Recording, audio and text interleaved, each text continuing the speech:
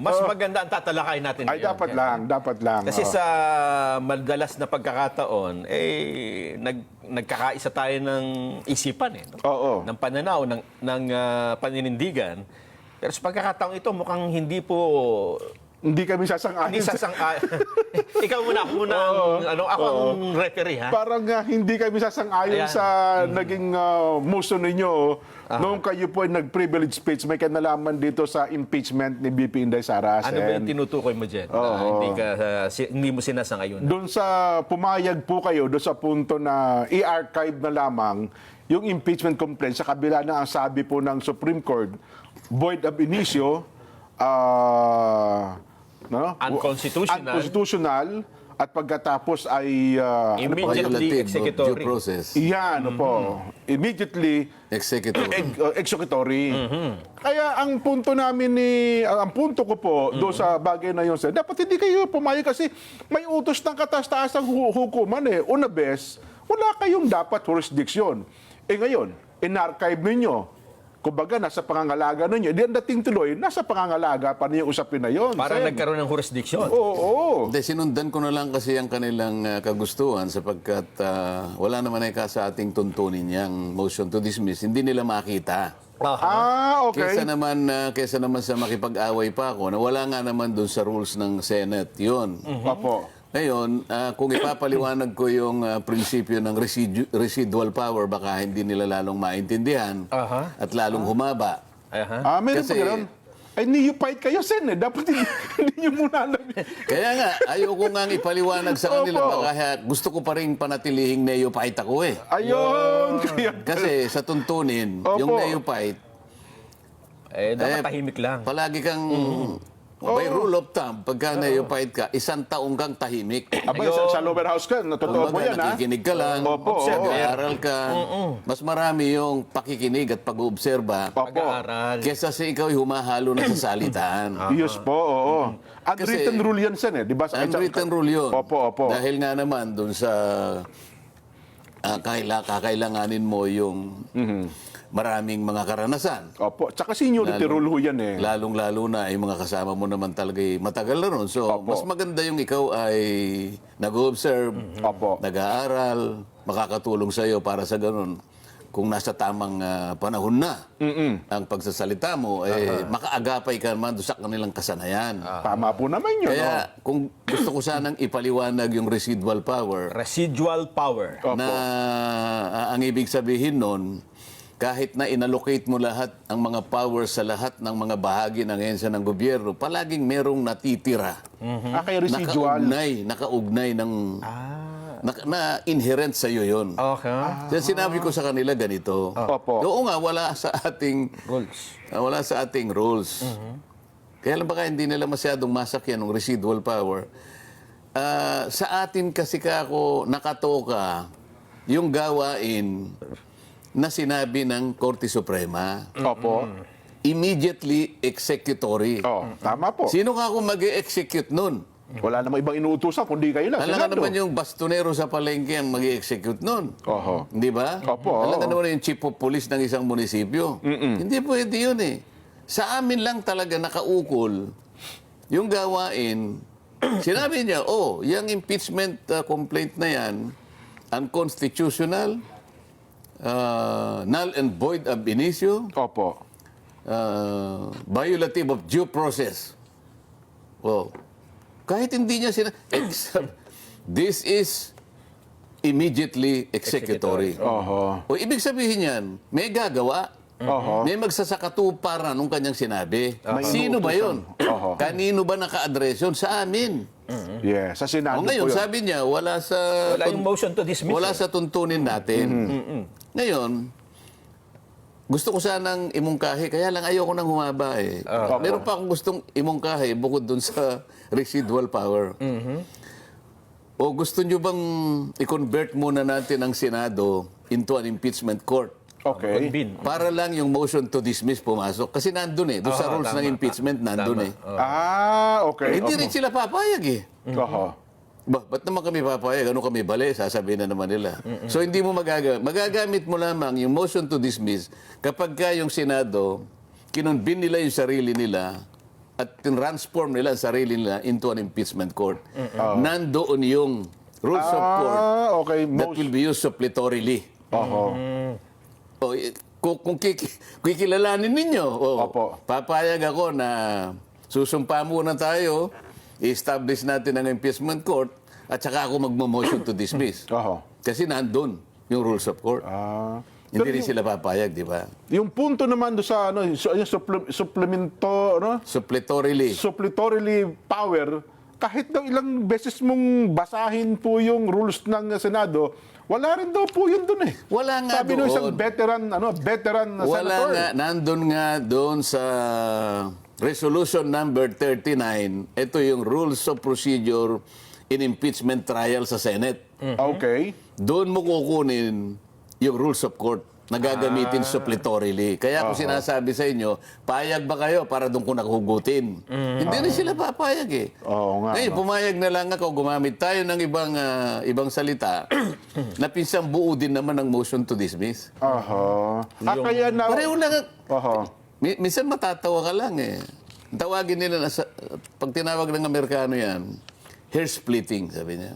Walang pinag-iba yun eh. Oho. Semantics. Yung archive at saka yung motion to dismiss. Oo, yung archive, ibinaon mo sa baul. Okay. Yung baul na lumang-luma. Yun yun. Oho. Puro amag yun. Pero dahil sa archive, may nagsasabi, anytime, pwede na bang buhayin yan? Dependent yun kung sakasakaling magmilagro. Yung Opo. Supreme Court. Ang Supreme Court. Halimbawa, biglang nagkaroon ng isang napakalaking milagro. Yung Supreme Court, 8 sa kanila, Oo. ni-reverse ang sarili. Bumaliktad. Walo. Oho. O, sinasabi niya kasi, 180 degrees. may pagkakataon kanya namang Opo. nag-reverse, unanimous. Naku, may Ayan nawaw nga. mali dyan, Sen, ha? Meron Ay, pong nawaw mali. hindi ako kumibo doon. Aha. Kasi, kumbaga sa, alam mo yung Jen, tayo kasi magsasaka Jen, Opo, oho.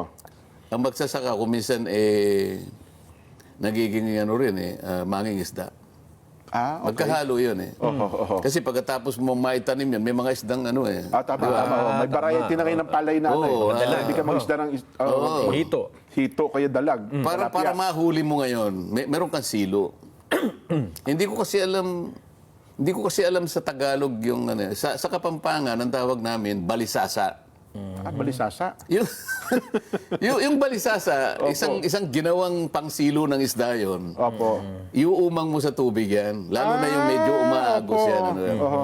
Ngayon, yung isda, meron siyang option na pumasok. Opo. Matetempt siya na pumasok eh. Oho, Kasi maglalagay ka ng ano doon. Ano, yes po. Pagkain. oho. Okay. Pero may option siya, ha? Papasok kaya o hindi? Oho. Ganun ko tinitingnan yung kahapon. Kahapon ba yun? Wednesday po, Wednesday. Wednesday. Isang araw. Oh. Isang araw, opo. Isang araw. Sige, pumasok ka. O, akala yung pumasok, yung balisasa dyan, pagpasok mo ron, madaling pagpasok eh. Hindi ka makalabas. Kaya lang nakaganon yun eh. Yung parang Palit na pagpasok palitan dulo, mo, oo. pag ano mo, nakaano na yun. Kahit, Hindi ka na kahit anong One way gawin mo yun doon, eh. hindi ka na pwedeng lumabas. One way. O, tingnan mo nangyari ngayon. Ang Supreme Court na nagsabi. Oho. Mali naman yung mga pinagsasabi mo. Kasi nung sabihin niya yung League of Cities versus Comelec, napangiti na ako doon. Opo. Kasi kaya ako na inumag yun. Oho. Kasi alam nyo, natalakay natin. Tatlong beses nagkabali-baligtad yun. At merong nag-dissent doon. Hindi unanimous yun. Ayun. O, tingnan mo ngayon. At saka ngayon, pinipilit niyang magpaliwanag. Kumbaga sa isda, sabi ko nga sa Wala inyo, na. nahuli ka na ng balisasa, kahit ano pang gawin mo magpaikot-ikot, wala ka nang lalabas. Nasa sayo. Hindi, ang katwiran ho niya ngayon, Sen, Ano? ay mabuti na rin niya yung umaamin ng pagkakamali, at least na itatama. Hindi kasi Anong naitama? naitama yung kanyang pagkakamali. Na umamin sa pagkakamali, pero nanatiling mali. Sa mga tweet, sa pag-amin mo ng tama ngayon, Oo. Nang mali. Pag-amin niya ng mali. papayag ka ngayon doon sa sinabi ko na wala pang nangyari na ganon. Papayag ka. Dapat aminin mo na yung sinabi ko, wala pa akong nakita sa tagal ng pagiging abogado ko. Wala pa akong nakitang ganyan. Isip-isipin mo, nandun yung tatlong karakter na talagang kinatatakutan ng isang abogado. Isip-isipin mo, sasabihin sa iyo ng korte, unconstitutional. Nako, yun lang pa. Ha? Mabigat lang. Dito lang talagang palagay ko Bagsak ka na dyan. Pati kaluluwa mo, mawawala yun Opo. Meron Pangalawa, void ab initio. Yan, Sabi niya. una bes, wala kang Oo. pakialam niya, wala kang... Dalawa na. Opo, oo. Pagkatapos sinabi niya, violative of due process. Oho. Ay, yun ang matindi. Oh. Mag-EMR ka pa riyan? Oo. Meron pa pang-apat. Immediately executory. Kaya nga, dito pa lang sa tatlong ito, patay na eh. Ngayon, sasabihin niya ngayon na, hindi ka niya, may pagkakataon. Ngayon, yung pag-amin niya na mali siya, babalik tayo doon sa sinabi ko. Aha. Wala pa akong nakitang ganyan. Dapat aminin niya rin. Tama si Kong Marcoleta, si Sen Marcoleta. Opo. Yun naman ang gusto kong sabihin niya. Oho. Eh mukhang hindi po, Sen. Mukhang meron pa rin sa mga hinahanap ko eh. Ito, meron siyang statement meron eh. ito. Meron siyang statement Meron, ba dyan? oo. Meron siyang statement po. Ang sabi niya dito, Oho. Jen, Meron pa rin daw siyang makikita, Oo. Sen eh. Nasaan na ba yun? ito, nasa page 3. Ayan, yan, Page yan. 3, ayan. Oho. Oh. Sa pagbibiripika umano niya, nalaman niyang marami Marami. Opo, sa mga desisyon sa kaso, hindi po unanimous decision. Ano, ha? Tinutukoy po ni Senadora na ang kaso bilang halimbawa kung saan lahat ng kalahok na maestrado ay bumoto ng pare-pareho at kalaunay binaliktad kasunod ng pagkakahain daw po ng motion for reconsideration. Ginamit niya naturang information na hindi mayroong sa binanggit yung Ito, yung pero sa isang Facebook post, isa Yung isa nanindigan siya na may isa pang kaso. Yan, opo. Alam mo kung anong pinagtalunan dyan? Ito daw po yung International Bridge for the Acquisition Oo of nga, pero Agri-Bio. ang tinatanong ko sa iyo, anong subject matter? Aha. Yung BT talong. Oh, yung bio... Yung mga modified. biotech. yan. Bioengineered. Kaya nga ang tanong ko, ang pinag-uusapan ba niyan kako? Nandoon yung tatlong karakter na pinag-uusapan natin. Constitutional. Unconstitutional, violative of due process, Wala naman due process. No. void ab initio, o pinag-uusapan lang ay talong.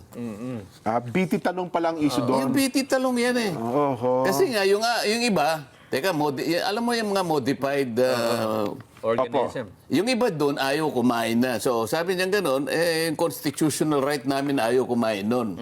Okay, so, sige, palagay mo, nandun ang unconstitutional, di ba? O yung violative of due process, immediately executory. Kaya sinasabi ko, hindi akmang-akmal yung sinasabi niya. Pinipilit niya lang, para yung isang isda na pumasok sa balisasa ni Nelson, Opo. talagang paikot-ikot, pilit na lumalabas. Hindi ka na Lalo siyang makakalabas hihigpit dyan. po yung balisa sana yun, Sen eh. Hindi ka Opo, eh. makakalabas doon kahit anong gawin mo. Sa amin po sa Laguna, nung ako nakatira sa Laguna, ang tawag sa amin noon ay Bukatot. Yan, Bukatot. May gumagawa yung tansiyan eh. Sen, sa inyo pala, balisa sa Pampanga. Kapampangan yun eh. Opo, oo. Sana man lang merong makapag-ano sa Tagalog kung ano yun. Oho. Mukhang wala, Sen. Mukhang sa Kapampangan na lang tayo. Baka pero yun Pero nga. alam nila yung ating dinidescribe eh. Opo. Isa siyang mekanismo na gawa-gawa sa minsan yung tambulang na kung ano. Opo. Papasok yung ganun. Madaling pumasok pero yung paglabas ang problematic. Aha. Nandun yun eh. Kaya nung ilatag ko yun, Opo. hindi pumasok siya. O sige. Eh ngayon, wala na kayong gagawin kung hindi pangangatwiran na lang. Kung paano kayo makakalabas dyan, nasa sa inyo na yan. Yeah.